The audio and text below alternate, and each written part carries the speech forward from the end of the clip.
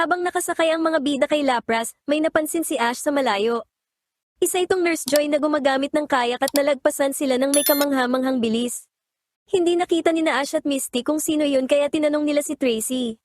Sinabi ni Tracy na isa itong Nurse Joy. Nagduda sina Misty at Ash dahil mukhang napaka-aktibo nito sa pisikal para sa isang Nurse Joy, pero iginiit ni Tracy na tama siya. Kaya naman, binilisan ni Lapras ang paglangoy upang maabutan ng Nurse Joy. Nakakita si Tracy ng mga bakas ng paa at natukoy na pagmamay-ari ito ng isang Chansey at isang babae. Pinabalik ni Ash si Lapras at sumama kina Misty at Tracy sa paglalakad.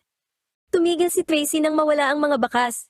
Nagsimulang magduda si Tracy kung Nurse Joy nga ba yon dahil mas malakas at mas maskulado ito kaysa sa karaniwang mga nurse. Biglang may isang Magikarp na lumundag mula sa tubig, kaya mabilis na umiwas ang mga bida bago ito lumapag. Nagulat sila sa laki nito. Hindi nag-alala si Ash dahil splash lang ang alam nitong atake, bagamat napansin ni Tracy na 3 metro ang taas nito. Napansin nilang kinakapos na ito sa tubig, ngunit hindi nila ito malapitan para matulungan. Ang Nurse Joy na nakita ni Tracy na nagkakayak ay sinabing nauubusan na ng calcium ang Magikarp. Pinakalma niya ang Magikarp at binigyan ng mga calcium pills, pagkatapos ay binuhat ang Magikarp at inihagis pabalik sa tubig. Sinabi ni Nurse Joy na siya at si Chansey ay bumibisita sa maliliit na isla upang tulungan ng mga Pokemon. Iginuhit siya ni Tracy at nagpakilala ang grupo ni na Ash at Misty. Kumalamang siya ni Ash, kaya inanyayahan sila ni Nurse Joy sa klinika para mananghalian. Matapos kumain, pinuntahan nila si Nurse Joy na sinusuri si Lapras. Binigyan niya ito ng mga bitamina at sinabing kailangan ni Lapras ng pahinga mula sa paglalakbay.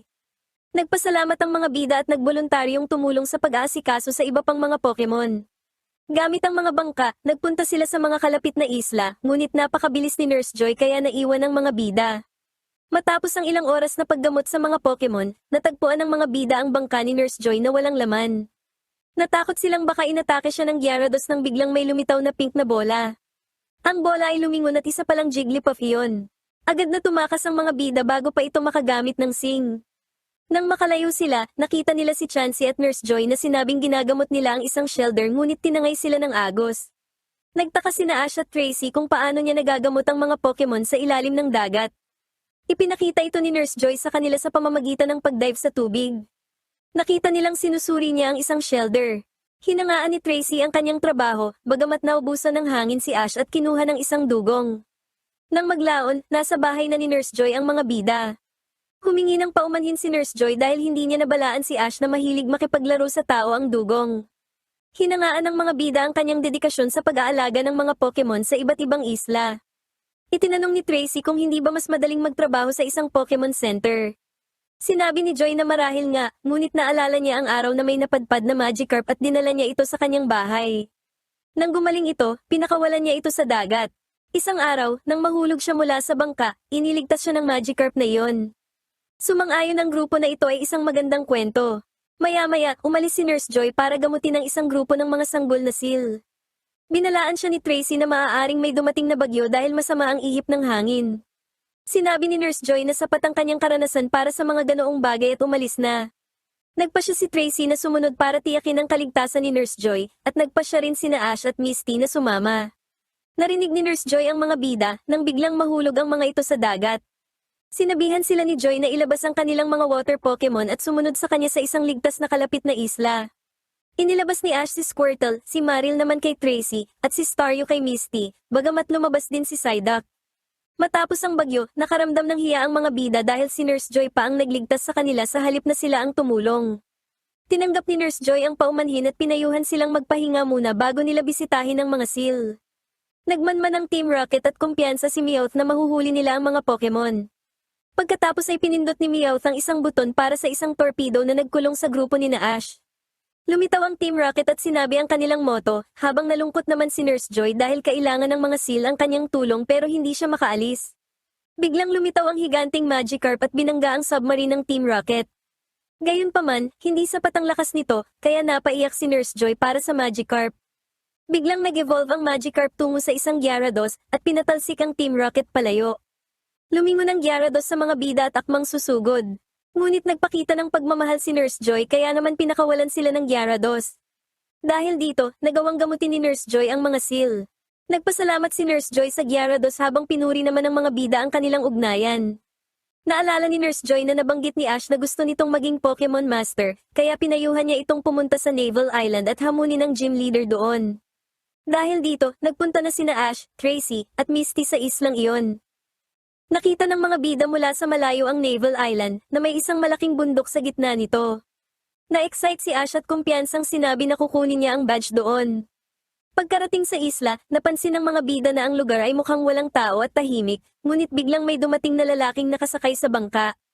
Nagpakilala ang lalaki bilang si Danny, at agad nitong naisip na naroon sila upang hamunin ang gym leader. Nagpakilala ang mga bida, habang pinuri naman ni Danny ang pangalan at itsura ni Misty, na ikinatuwa nito. Nakita sila ng Team Rocket at balak na naman itong hulihin ang kanilang mga Pokemon. Naglakad ang mga bida patungo sa gym kasama si Danny.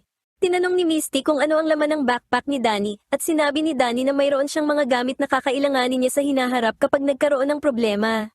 Sinabi ni Misty na matured si Danny, hindi tulad ng ibang mga trainer dyan, na ikinainis naman ni Ash. Napansin ni Danny ang asara ng dalawa at naisip na malapit sila sa isa't isa, gaya ng kasabihang, sinasaktan mo ang mga mahal mo. Inakala ni Tracy na si Danny ay isa ring trainer na nais kumuha ng badge, kaya sinabi ni Ash na titingnan nila kung sino ang unang makakakuha nito. Pumasok sila sa gym, ngunit nagulat sila dahil nasa labas pa rin sila at wala sa loob ng isang gusali. Nakabasa si Tracy ng isang karatula na nagsasabing kailangang akyatin ng mga trainer ang bundok nang hindi gumagamit ng Pokemon, habang ang iba naman ay pwedeng gumamit ng cable car.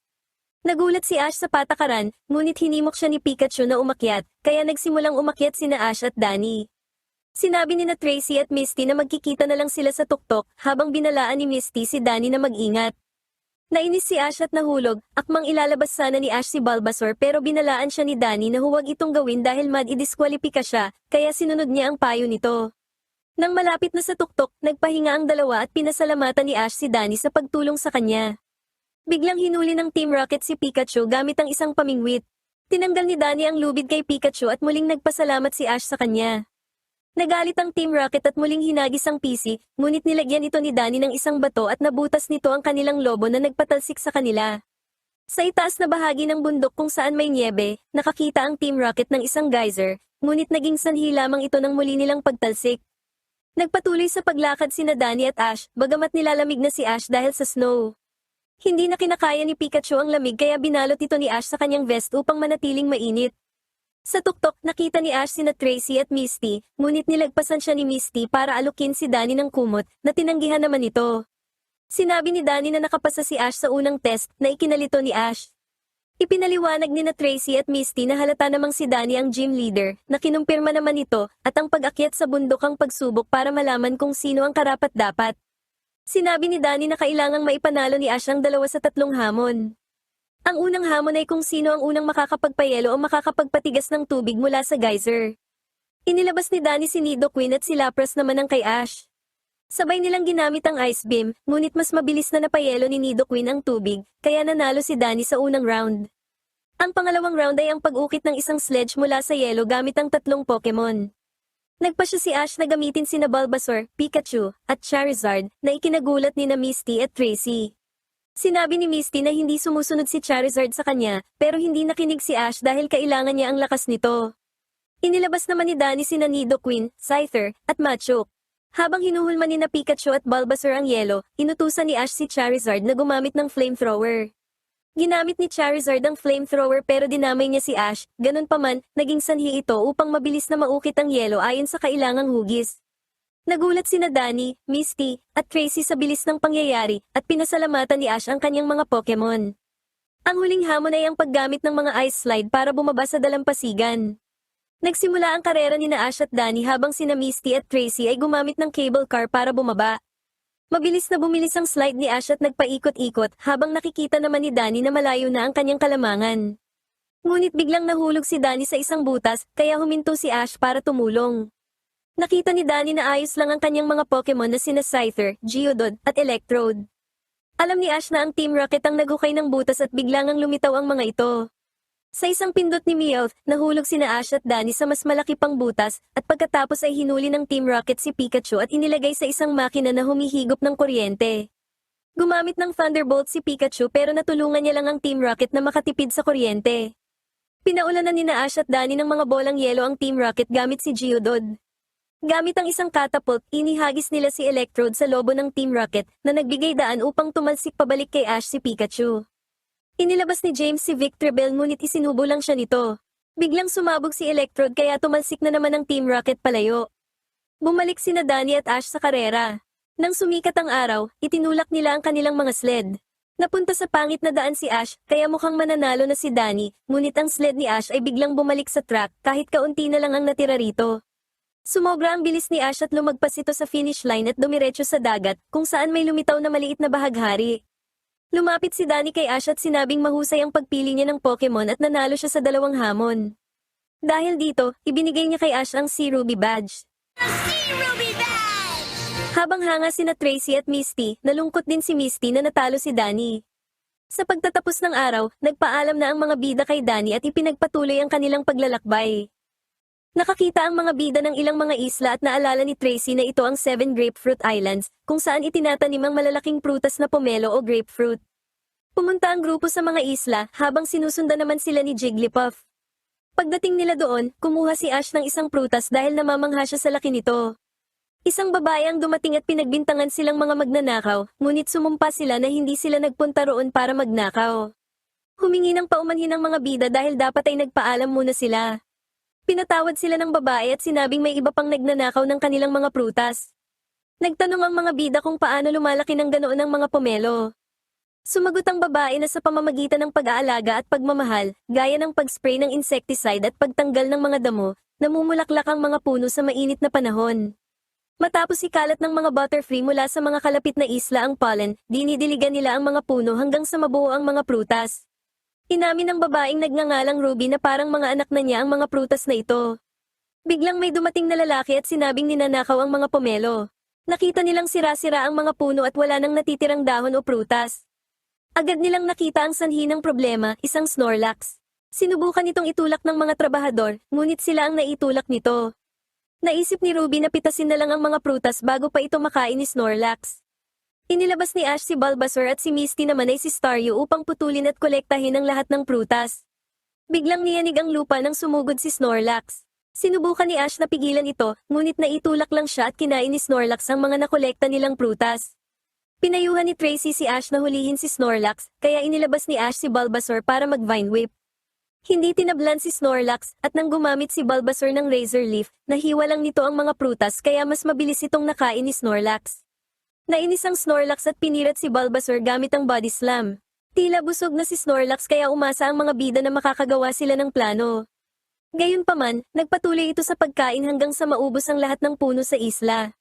Sa kabila nito, nagpasalamat pa rin si Ruby dahil hindi makakapunta sa ibang isla si Snorlax kaya ligtas ang ibang mga prutas. Iwinagayway ni Snorlax ang kanyang mga kamay, kaya akala ni Ash ay lilipad ito. Nagulat ang lahat ng lumusong ito sa dagat at lumangoy palayo. Ngayon ay alam na ni Tracy kung paano nakarating si Snorlax sa isla.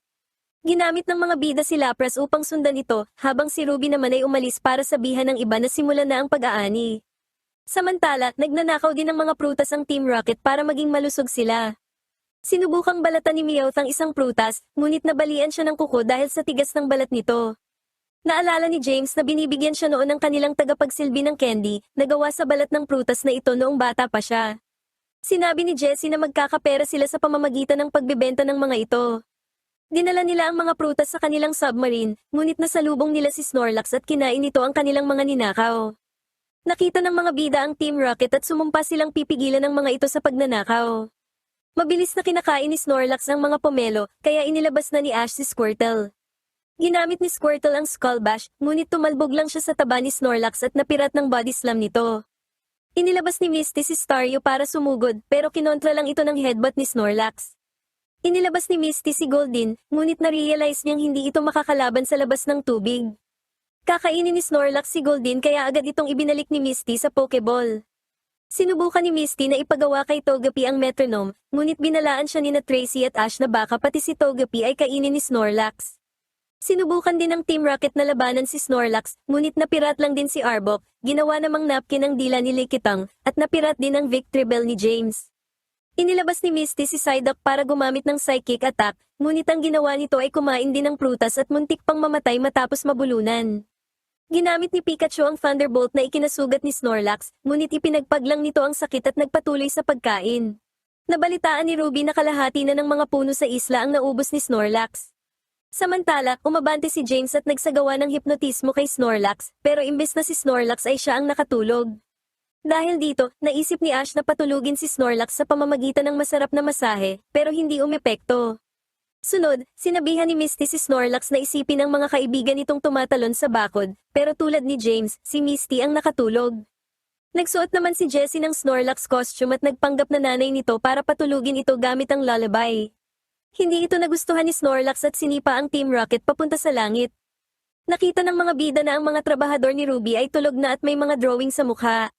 Naisip nilang naroon si Jigglypuff, kaya nagpagawa sila ng entablado upang akitin itong kumanta para makatulog ang Snorlax. Nang lumitaw si Snorlax, sumigaw sila ng Jigglypuff at dumating nga ito at umakyat sa stage upang kumanta. Nakatulog ang lahat, ngunit pinilit ni Ash na manatiling gising. Ginamit ni Pikachu ang Thunder na naging sanhi ng pagbagsak ng inaantok ng si Snorlax. Inihagis ni Ash ang kanyang Pokeball at matagumpay na nahuli si Snorlax bago siya tuluyang makatulog dahil sa kanta ni Jigglypuff. Nagalit si Jigglypuff dahil nakatulog ang kanyang mga manonood, kaya ginamit niya ang mga marker para sulatan ang kanilang mga mukha. Sa pagtatapos ng araw, nagpasalamat si Ruby sa tulong ng grupo at binigyan sila ng mga candy na gawa sa balat ng prutas. Binigyan ni Misty sina Togepi at Pikachu ng mga candy. May dumating na trabahador at ibinalitang may mga bagong punong tumutubo sa mga lugar kung saan kumain si Snorlax. Naniniwala si Ruby na mas marami ang aanihin nilang prutas sa susunod na taon. Dahil dito, masayang umalis ang mga bida sa isla.